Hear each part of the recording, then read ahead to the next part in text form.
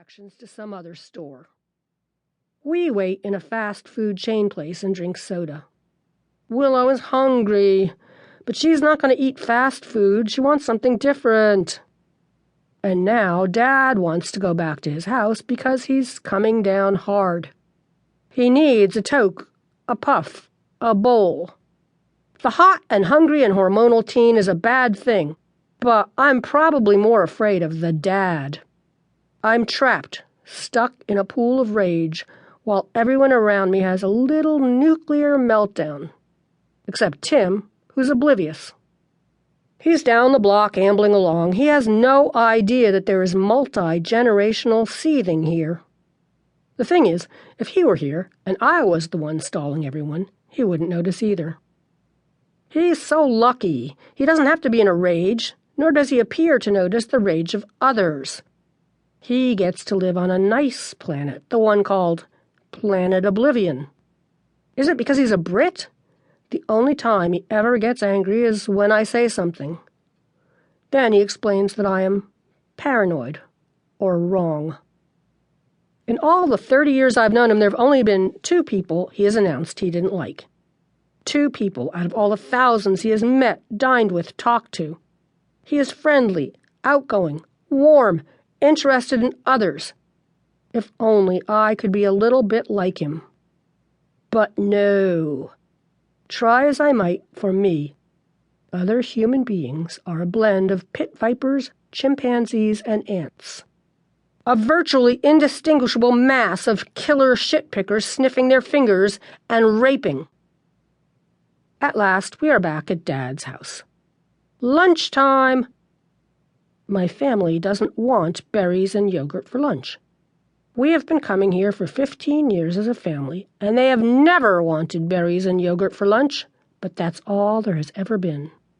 Somehow, Tim and Willow find bread and cheese, fill their plates, and hack away at it. I'm surprised Dad is keeping cool. All my life he went nuts if he didn't just sit down and do a meal like a human being, with plates and forks and spoons all at the same time.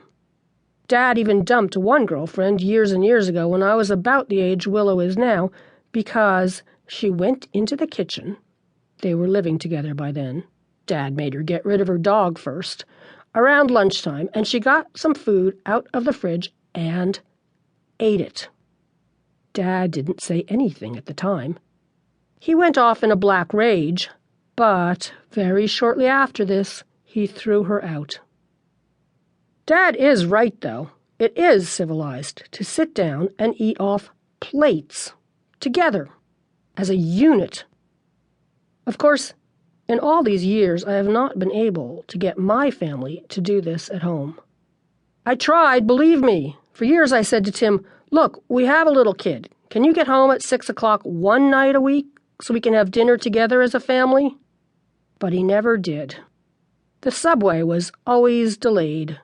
Something or other was always happening. After I visit him, Dad usually sends me a hate letter. I have hundreds of them that go back decades. I already know how this one will be about how my family did not sit down for lunch or offer to make lunch, but just went to the refrigerator and got out cheese and ate it with bread. I'm whimpering now, thinking about this future letter. "Dad," I say, "I can't make them sit down for a normal meal. I'm sorry." Dad nods. I can't believe it, but he seems to accept that it is not my fault. Of course, I will still probably get a hate letter from him. Sometimes he writes to tell me that my mom was a lousy fuck. Sometimes he writes to tell me I am worthless, that I will never amount to anything. Sometimes he writes to ask me for money to reimburse him for what he spent when I was growing up, or in college.